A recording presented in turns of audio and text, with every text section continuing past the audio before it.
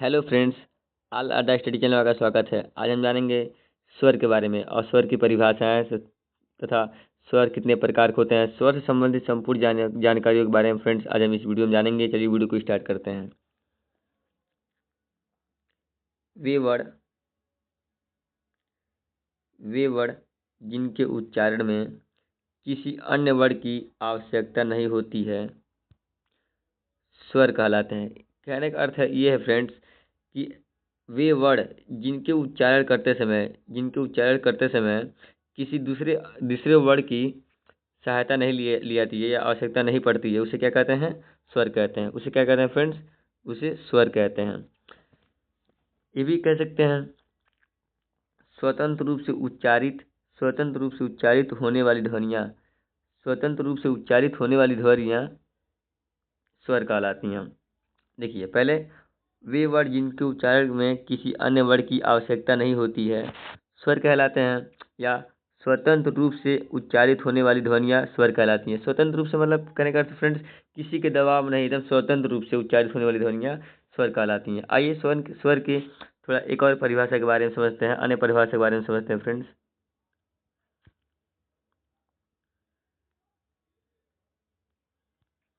देखिए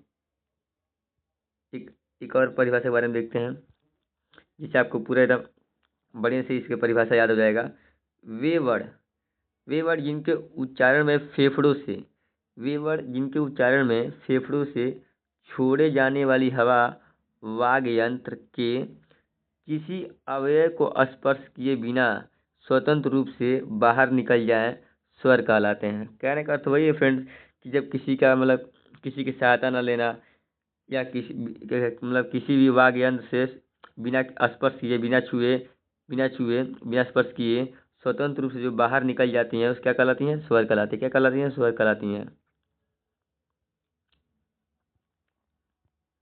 क्या कहलाती हैं फ्रेंड्स? स्वर कहलाती हैं। अब देखिए फ्रेंड्स, यहाँ पर वाग यंत्र किसे कहते हैं इसको समझ लेते हैं। वाग यंत्र किसे कहते हैं फ्रेंड्स? इसका देखिए एक होता है वाक और यंत्र, इसको तोड़ा गया है वाक यंत्र।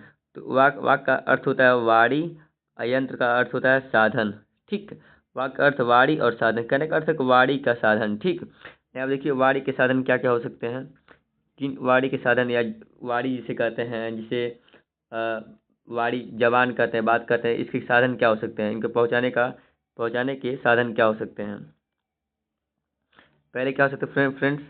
पहले हो सकते हैं कंठ, दूसरा तालु, तीसरा मृदा, चौथा दंत और पांचवा ओष्ठ, उसके बाद जिह्वा, नासिका। ये जो इतने फ्रेंड्स है ना, कंठ, तालु, मृदा, ओष्ठ, जिह्वा, नासिका, ये सब इसके साधन है। ठीक, ये किसके साधन है फ्रेंड? वाणी के साधन है। जो यहाँ पर है ना वाणी के साधन है। आइए आगे समझते हैं वीडियो को।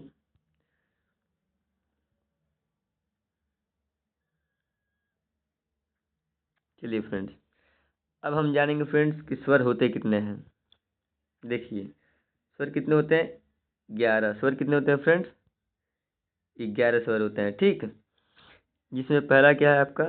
अ, आ, छोटी ई, बड़ी ई, उ, बड़ा उ, री, ए, ऐ, ओ, औ। कितने हो गए? 1 2 3 4 5 6 7 8 9 10 11 हो गए। लेकिन फ्रेंड्स इसमें जो री है, इसके बारे में हम थोड़ा अच्छे से आपको बता रहे हैं। इस री के बारे में देखिए, री ये वे स्वर होते हैं, ये वे जो सॉरी फ्रेंड्स, ये जो री स्वर होते हैं यह हिंदी का नहीं संस्कृत या तत्सम का स्वर होता है। क्योंकि री जो जुड़ती है सिर्फ संस्कृत शब्द के साथ ही जुड़ती है। इनके कहने का अर्थ है ये फ्रेंड्स कि ये जो री है, ये री हिंदी के साथ नहीं, हिंदी शब्द के साथ नहीं, बल्कि किसके साथ जुड़ती है? संस्कृत के साथ जुड़ती है। संस्कृत शब्द के साथ, संस्कृत या तत्सम शब्द के साथ जुड़ती है। यहाँ पर संस्कृत से समझ आता होगा फ्रेंड्स, लेकिन तत्सम किसे कहते हैं फ्रेंड्स? उसे कहते हैं कि जिन शब्दों को संस्कृत से हिंदी में बिना परिवर्तन किए अपना लिया जाता है उन्हें क्या कहते हैं? तत्सम शब्द कहते हैं। जैसे संस्कृत का कोई शब्द है जिसमें हम हिंदी भाषा में उपयोग करते हैं बिना किसी उसमें परिवर्तन के, तो इसे क्या कहते हैं? तत्सम शब्द कहते हैं। जैसे कर्म हो गया, अग्नि हो गया, हस्त हो गया, ज्ञान हो गया, उसी तरह सर्प हो गया, रत्न हो गया। इतने सारे शब्द को फ्रेंड्स हम हिंदी में उपयोग करते हैं, संस्कृत का ही शब्द है, लेकिन इसको कोई परिवर्तन नहीं करते हैं। और इसी में तत्सम के साथ फ्रेंड्स आपको याद होगा कि तद्भव, तत्सम और तद्भव होता है। तद्भव किसे कहते हैं? जब संस्कृत के मूल शब्द से निकाल कर उसमें थोड़ा परिवर्तन कर देते हैं तो वो तद्भव शब्द हो जाता है। जैसे हम लोग साप कहते हैं ना, साप एक हिंदी में हो गया और सर्प संस्कृत। दूध हिंदी हो गया, दुग्ध संस्कृत। रतन हिंदी हो गया, रत्न संस्कृत। उसी तरह फ्रेंड्स बरस बरस बरस बरस कहते हैं हिंदी में बरस, और संस्कृत में वर्ष। इसी तरह फ्रेंड्स इसको कहते हैं कि तत्सम या संस्कृत, संस्कृत का स्वर होता है, क्योंकि री जो जुड़ती है वो सिर्फ संस्कृत शब्द के साथ जुड़ती है। किसी भी शब्द में फ्रेंड्स अगर री, किसी भी शब्द में फ्रेंड्स अगर री री लगा हुआ है तो किस शब्द है? वो संस्कृत शब्द का है। जैसे हम पढ़ते हैं ना फ्रेंड्स, जैसे रीढ़, ऋषि, ऋतु, ऋतुराज, उसी तरह ऋग्वेद, ये सब किसके शब्द है? सब संस्कृत के शब्द हैं, इसमें कोई परिवर्तन नहीं होता है। ठीक, तो तत्सम का स्वर होता है, री जो जुड़ती है वो सिर्फ संस्कृत शब्द के साथ जुड़ती है। ये आपको फ्रेंड्स ध्यान रखना है। ठीक, चलिए आगे समझते हैं। ये फ्रेंड्स री को समझना बहुत जरूरी है फ्रेंड्स। देखिए, अगर आप री का उच्चारण हिंदी में करते हैं तो, अगर हम री का उच्चारण फ्रेंड्स अगर हम हिंदी में करना चाहते हैं तो क्या कह रहा है? र पे लघु ई की मात्रा, र पे लघु लघु ई की मात्रा, लघु ई है ना फ्रेंड्स, र पे लघु ई की मात्रा। ठीक, र पे लघु ई की मात्रा लगा के करते हैं, र पे लघु ई की मात्रा लगा के करते हैं। लेकिन जब तत्सम शब्द में प्रयोग करते हैं तो री लगा के करते हैं। इससे पहले फ्रेंड्स मैंने आपको यही बताया कि जब हम हिंदी में करेंगे तो संस्कृत शब्द को तोड़कर तो तोड़ेंगे या उसमें कुछ परिवर्तन करेंगे। देखिए आप क्या दिया है, र पे लघु ई का मात्रा लगाएंगे अगर री लिखने के लिए, और र पे लघु ई की मात्रा लगाएंगे। जैसे मान लीजिए ये र हो गया, इसमें लघु ई की मात्रा किस तरह होगा फ्रेंड्स? यही ना होगा, लघु ई। इसको लघु ई की मात्रा कहते हैं। अगर यही र इस तरह हो जाता है तो ये दीर्घ री हो जाता है। तो वही कह रहा है फ्रेंड्स, इस र को लघु ई की मात्रा लगा कर करते हैं। अगर वो संस्कृत में ही प्रयोग करना चाहते हैं, संस्कृत में प्रयोग करना चाहते हैं, तब तो री लगाना ही पड़ेगा। जैसे हम लोग लिख देते हैं ऋषि, तो क्या ये संस्कृत इस तरह होता है। अगर यही हम ऋषि अगर इस तरह लिखते हैं री सी, इस तरह लिखते हैं इस तरह ऋषि, तो ये किसका हो जाता ये? तो ये जब हिंदी के प्रयोग के लिए होता है। अगर संस्कृत में प्रयोग करेंगे तो ये ला री लगाएंगे फ्रेंड्स। ठीक, तो वही कर रहा है, संस्कृत शब्द में प्रयोग करते हैं तो री लगा के करते हैं। एक इम्पॉर्टेंट नोट देख लीजिए फ्रेंड्स, कहीं भी अगर री युक्त कोई शब्द मिले तो वह संस्कृत भाषा का है। देखिए फ्रेंड्स, इससे पहले मैं यही ने बताया कि जहाँ पर री लगा तो समझ जाइए किसका शब्द का किसका शब्द है? वो संस्कृत शब्द का है। ठीक, संस्कृत भाषा का होगा, हिंदी का नहीं। वो हिंदी का नहीं होगा, किसका होगा? संस्कृत का होगा। किसका होगा? संस्कृत का होगा, हिंदी का नहीं होगा फ्रेंड। ठीक, चलिए आगे समझते हैं। अब आइए फ्रेंड्स हम लोग थोड़ा स्वर के थोड़ा मात्रा के बारे में समझ देते हैं। जैसे देखिए देखिए फ्रेंड्स, अ का कोई मात्रा नहीं होता है। यहाँ पर दिया ना, यहाँ देखिए अ की कोई मात्रा नहीं होती है। अ की फ्रेंड्स कोई मात्रा नहीं होती है। ठीक, उसी तरह देखिए आ आ,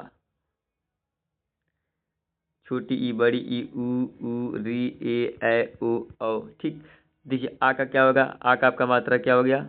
आ का ये हो गया। छोटी ई का मात्रा ये होता है, बड़ी ई का मात्रा ये, छोटा ऊ का ये, बड़ा ऊ का ये, री का ये हो गया आपका।